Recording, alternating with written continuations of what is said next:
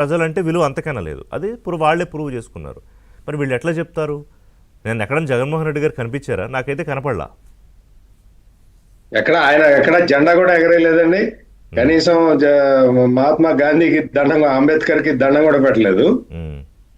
ఇక్కడ మరి అంటే అధికారంలో ఉంటేనే గౌరవ వందనాలు స్వీకరిస్తారా, లేకపోతే అంతే అంతే అంతే, లేకపోతే చేయడు.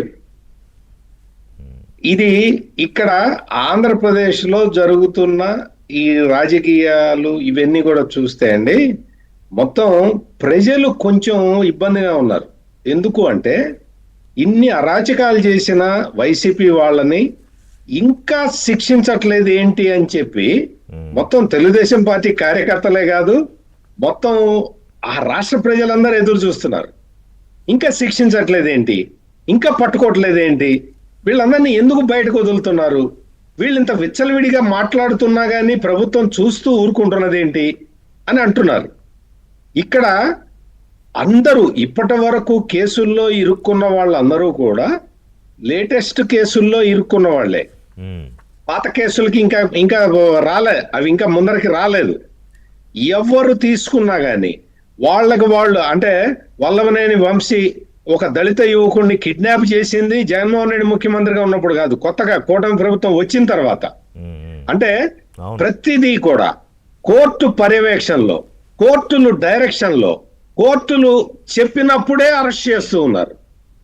అంత చట్టబద్ధంగా కూటమి ప్రభుత్వం ముందరికి వెళ్తూ ఉంటే వీళ్ళు రెడ్ బుక్ రాజ్యాంగం అని చెప్పి ఒక అపోహని క్రియేట్ చేయటానికి వీళ్ళు శతవిధాల ప్రయత్నం చేస్తూ ఉన్నారు. కూటమి ప్రభుత్వం ఏర్పడ్డ 14 రోజుల్లోనే రాష్ట్రంలో శాంతి భద్రతలు లేవు అని చెప్పిన గొప్ప వ్యక్తి జగన్మోహన్ రెడ్డి. ఎన్ని వీళ్ళు చేస్తున్న ప్రచారాలు, ఎంత అసత్య ప్రచారాలు చేస్తున్నారు. అసత్య ప్రచారాలు చేస్తున్నా కానీ కూటమి ప్రభుత్వం ఎటువంటి చర్యలు తీసుకోవటం లేదు. జోగి రమేష్ ఇందాక మీరు ప్రస్తావించారు. జోగి రమేష్ దేనికి వెళ్ళాడండి? ప్రజల కోసం ఏదన్నా ఉద్యమం చేసి జైలుకి వెళ్ళాడా? ఒక కల్తీ మద్యం కేసులో జైలుకి వెళ్తే అతన్ని 83 రోజులు జైల్లో ఉంచింది ఎవరండి? చంద్రబాబు నాయుడు ఉంచాడా? కోర్టులు ఉంచినాయా? న్యాయస్థానాలు బెయిల్ ఇవ్వకపోతే 83 రోజులు జైల్లో ఉన్నాడు. 83 రోజులు జైల్లో ఉండి బయటికి ఎట్లా వచ్చాడు? అవే కోర్టులు రిలీజ్ చేస్తే బయటకు వచ్చాడు. ఇది అంతా కూడా ఒక పద్ధతి ప్రకారం, న్యాయ ప్రకారం, చట్ట ప్రకారం, ధర్మ ప్రకారం జరుగుతూ ఉంటే రెడ్ బుక్ రాజ్యాంగం అంటారు. వాళ్ళు మాట్లాడే మాటలు నిన్న గణతంత్ర దినోత్సవం సందర్భంగా 1-2 చోట్ల వీళ్ళందరూ జెండాలు ఎగరేసి వీళ్ళు చెప్తారు రెడ్ బుక్ రాజ్యాంగం నడుస్తున్నది, రెడ్ బుక్ రాజ్యాంగం నడుస్తుంది అని చెప్తారు. నిజంగా రెడ్ బుక్ రాజ్యాంగం రావాలని ప్రజలందరూ కోరుకుంటున్నారు. ముఖ్యంగా తెలుగుదేశం పార్టీ కార్యకర్తలు సాహెబ్ గారు చెప్పాలి, మొత్తం అందరూ కోరుకుంటున్నారు. రెడ్ బుక్ ఇంకా ఇంప్లిమెంట్ చేయట్లేదు. ఎందుకు ఓపెన్ చేశారనా అదే అడుగుతున్నారు. మొత్తం వీళ్ళందరూ విచ్చల విడిగా.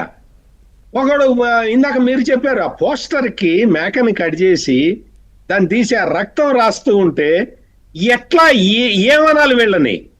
అంటే సాంఘికంగా, సోషల్ గా వీళ్ళు ఇటువంటి కార్యక్రమాలు చేస్తూ వాళ్ళ పత్రికల్లో ఒక ప్రచారం, ప్రతిరోజు విష ప్రచారం ఉంటుంది. అన్ని అబద్ధాలే ఉంటాయి, ఒక్కటి కూడా నిజం ఉండదు. మీకు ఇవాళ ఎగ్జాంపుల్ చెప్తా మీకు. వాళ్ళ పేపర్లో ఇవాళ ఒక వార్త వచ్చిందండి. 20,000 కోట్ల రూపాయల భారం వేశాడు చంద్రబాబు నాయుడు కరెంటు ఛార్జీలని. కరెంటు ఛార్జీలుట మొత్తం అసలు 20,000 కోట్ల రూపాయలట భారం వేసింది. వైఎస్ జగన్ ప్రభుత్వంలో ప్రజలకి 5,448.93 కోట్ల ప్రయోజనం జరిగిందిట. ట్రూ అప్ ఛార్జీలు ఎవరు చేశారండి? ఈ రోజున చంద్రబాబు నాయుడు చేస్తుంది ఏంటండి? ట్రూ డౌన్ ఛార్జీలు పెట్టి దాదాపు 6,000 కోట్ల రూపాయలు ప్రజలకి ట్రాన్స్ఫర్ చేస్తూ ఉంటే, బిల్లులు తగ్గుతూ ఉంటే వీళ్ళు ఏం రాస్తారండి?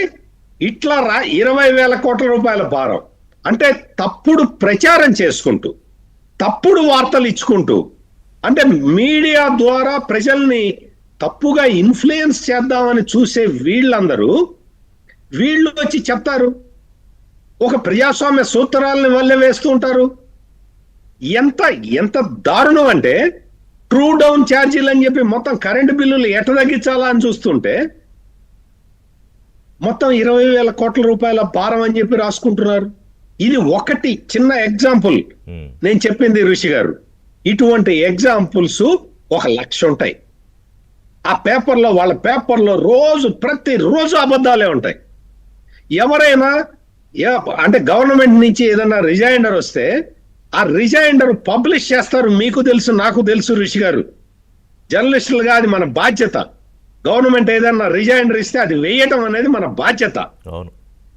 అది ఆ బాధ్యత కూడా మరిచి తప్పుడు ప్రచారాలు చేసుకుంటూ వీళ్ళు వచ్చి రెడ్ బుక్ రాజ్యాంగం అంటారు. రెడ్ బుక్ రాజ్యాంగం అంటే నిజంగా రెడ్ బుక్ రాజ్యాంగం అమలు జరగాలని మొత్తం అందరూ కోరుకుంటున్నారు, కానీ ప్రభుత్వం చేయట్లేదు. ఇందాక సాహెబ్ గారు 2 సార్లు చెప్పారు చంద్రబాబు గారు వార్నింగ్ ఇచ్చారని. ఆ వార్నింగ్ కార్యరూపంలోకి రావాలని కోరుకుంటున్నారు ప్రజలందరూ. లేకపోతే ఇదే అంబటి రాంబాబు, లేకపోతే నిన్న మాట్లాడిన వీళ్ళందరూ కూడా ఎంత వైలెంట్ స్పీచ్లు ఇచ్చారు. అవును, గణతంత్ర దినోత్సవం ఏంటి, వీళ్ళు మాట్లాడిన మాటలేంటి, ఈ మాటల్ని ఇవన్నీ కూడా కేసులు బుక్ చేయకుండానే బుక్ చేసేసినట్టు. వాళ్ళు తప్పుడు ప్రచారం ఇంకా ఆపలేదు.